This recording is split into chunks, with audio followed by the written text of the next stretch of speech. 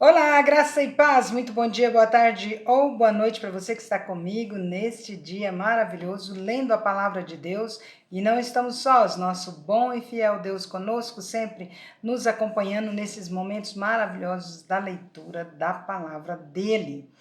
E eu fiquei de dar a dica hoje para você concorrer aos próximos livros. E a dica é a seguinte: qual nome você daria para dois filhos que você tivessem, um menino e uma menina? Se você já tem filhos e você já colocou nome, qual nome bíblico você daria para eles se eles não têm nome bíblico? Se eles já têm nome bíblico, pode colocar os nomes deles mesmos, tá? Igual no meu caso, eu tenho um que não é bíblico, que é o Dirk, e o outro é Timóteo. Timóteo é um nome bíblico, então eu tenho Timóteo. Mas se eu tivesse outro filho e uma outra filha, eu colocaria Esteban, em espanhol mesmo, Esteban, e Lia. Seria dois nomes que eu gostaria de colocar se eu tivesse mais dois filhos, só um homem e uma menina. E você? Se você pudesse ter filhos ainda, se você não pode ter filhos, mas se pudesse ter, você teria qual nome que você colocaria bíblico? Vocês colocam, eu não queria escolher nome bíblico, mas a brincadeira é escolher dois nomes bíblicos, de uma menina e de um menino bíblico, qual o nome? Ou seja, que você gosta mais, que você chegaria a colocar num filho seu, tá bom? Topou a brincadeira? Então coloque aí nos comentários, não esqueça de dar uma curtida bem legal, não se esqueça de se inscrever se você não é inscrito, de compartilhar, vamos alcançar aí pelo menos 220 pessoas, vamos alcançar pelo menos 220 pessoas para eu enviar o livro, vamos comigo nessa batalha, vamos comigo, então vamos lá. Hoje nós leremos Mateus 17, 18 e 19, então vem comigo para a leitura. A transfiguração. Mateus capítulo 17. 6 dias depois, tomou Jesus consigo a Pedro e aos irmãos Tiago e João e os levou em particular a um alto monte. E foi transfigurado diante deles. O seu rosto resplandecia como o sol e as suas vestes tornaram-se brancas como a luz. E eis que lhes apareceram Moisés e Elias falando com ele. Então disse Pedro a Jesus: Senhor, bom é estarmos aqui. Se queres, farei aqui 3 tendas. Uma será tua, outra para Moisés e outra para Elias. Falava ele ainda quando uma nuvem luminosa os envolveu. E eis vindo da nuvem uma voz que dizia: Este é o meu filho amado, em quem me comprazo. A ele ouvi. Ouvindo aos discípulos, caíram de bruços, tomados de grande medo. Acho que eu cairia também, hein? E você? Aproximando-se deles, tocou-lhes Jesus, dizendo: Erguei-vos e não temais. Então eles, levantando os olhos, a ninguém viram senão Jesus.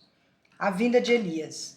E descendo eles do monte, ordenou-lhes Jesus: A ninguém conteis a visão até que o Filho do Homem ressuscite dentre os mortos.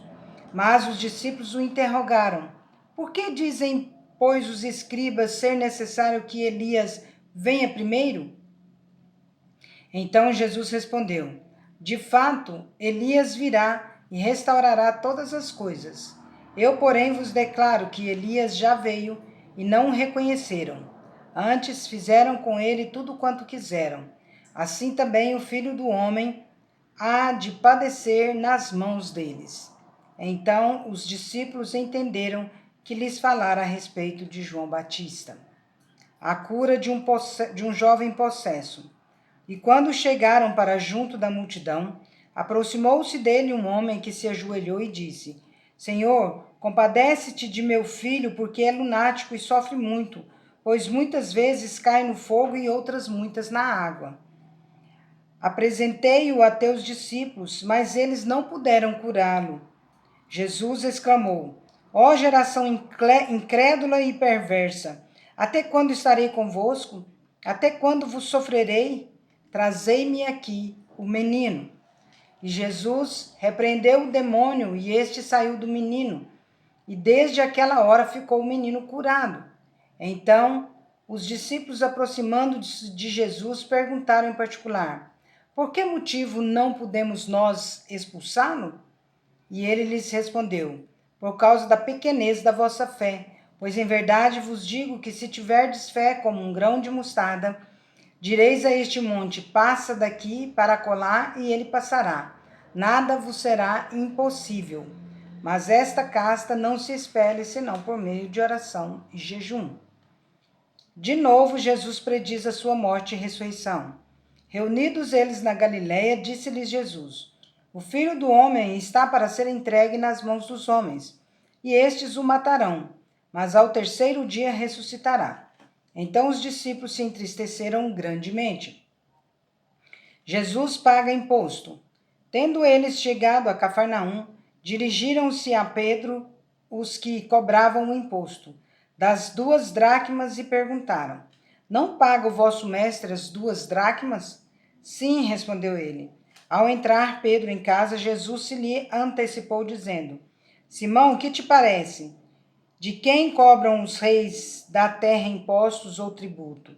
Dos seus filhos ou dos estranhos? Respondendo Pedro: dos estranhos, Jesus lhe disse. Dos estranhos, Jesus lhe disse: logo estão isentos os filhos. Mas para que não os escandalizemos, vai ao mar, lança o anzol, e o primeiro peixe que fisgar, tira-o, e abrindo-lhe a boca acharás uma estáter. Toma-o e entrega-lhes por mim e por ti. O maior no reino dos céus. Capítulo 18 de Mateus.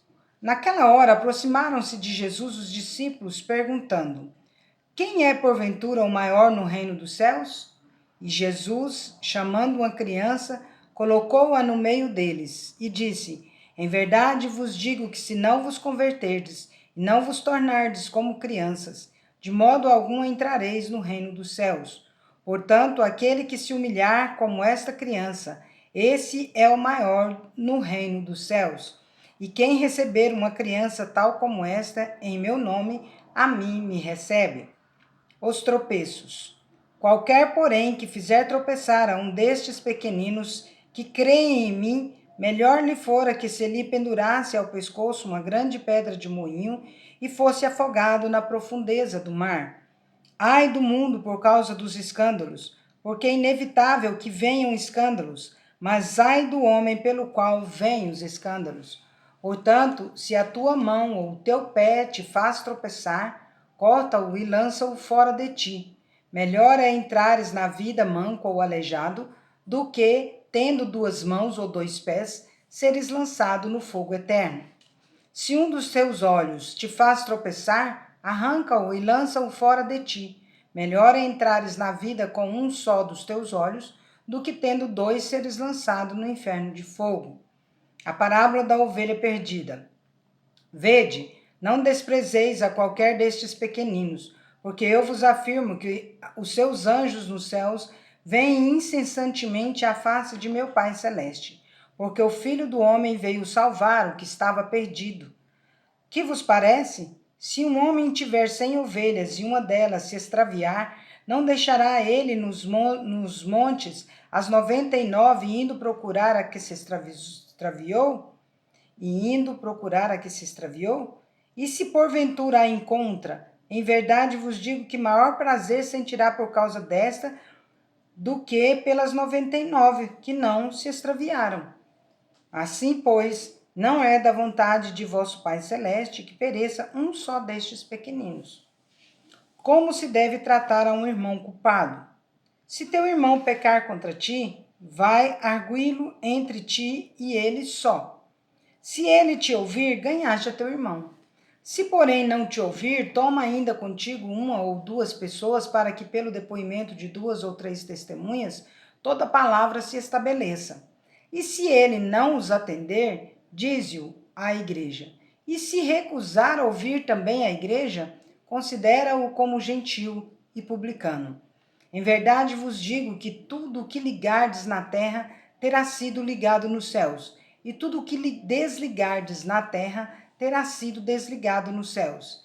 Em verdade também vos digo que se 2 dentre vós sobre a terra concordarem a respeito de qualquer coisa que porventura pedirem, ser-lhe-ás concedida, por meu Pai que está nos céus.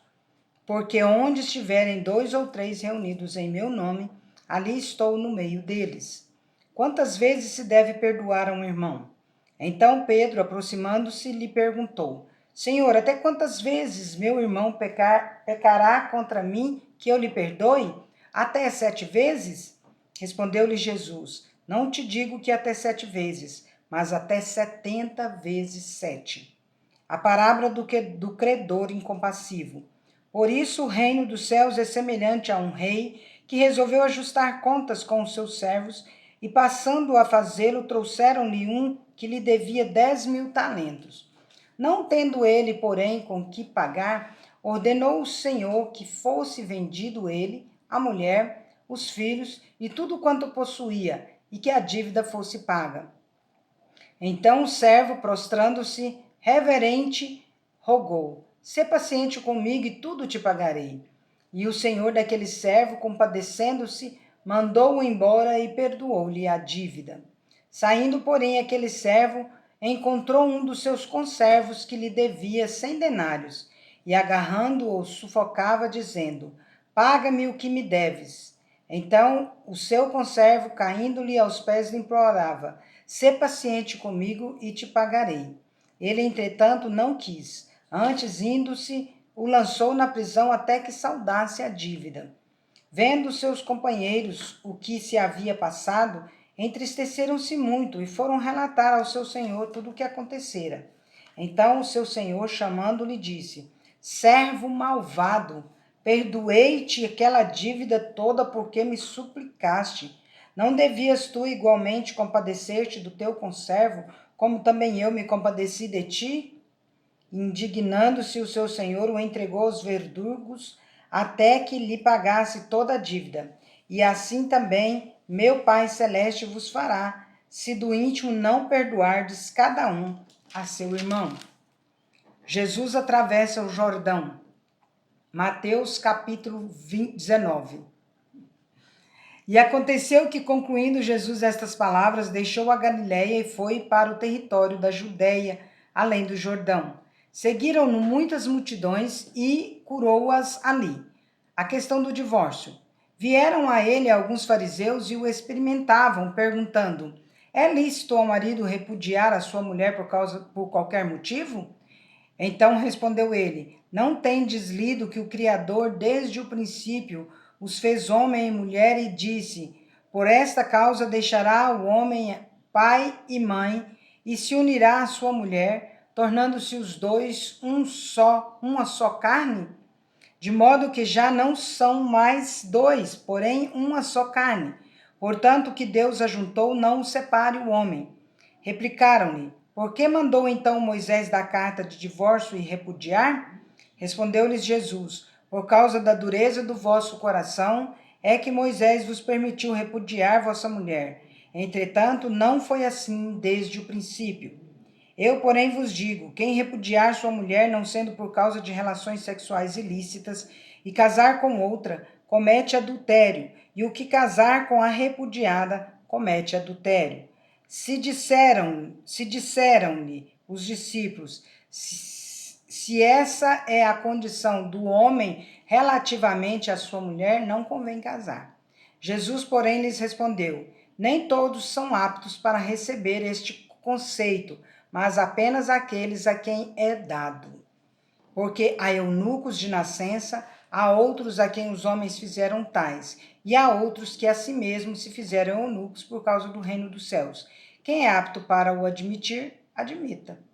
Jesus abençoa as crianças. Trouxeram-lhe então algumas crianças para que lhes impusesse as mãos e orasse, mas os discípulos os repreendiam. Jesus, porém, disse: Deixai os pequeninos, não os embaraceis de vir a mim, porque dos tais é o reino dos céus. E tendo-lhes imposto as mãos, retirou-se dali. O jovem rico. E eis que alguém, aproximando-se, lhe perguntou: Mestre, que farei eu de bom para alcançar a vida eterna? Respondeu-lhe Jesus: Por que me perguntas acerca do que é bom? Bom só existe um. Se queres, porém, entrar na vida, guarda os mandamentos. E ele lhe perguntou: quais? Respondeu Jesus: não matarás, não adulterarás, não furtarás, não dirás falso testemunho, honra teu pai e tua mãe, e amarás o teu próximo como a ti mesmo. Replicou-lhe o jovem: tudo isso tenho observado. Que me falta ainda? Disse-lhe Jesus: se queres ser perfeito, vai, vende tudo o que tens, dá aos pobres e terás um tesouro no céu. Depois vem e segue-me. Tendo, porém, o jovem ouvido estas palavras, retirou-se triste por ser dono de muitas propriedades. O perigo das riquezas. Então disse Jesus a seus discípulos: em verdade vos digo que um rico dificilmente entrará no reino dos céus.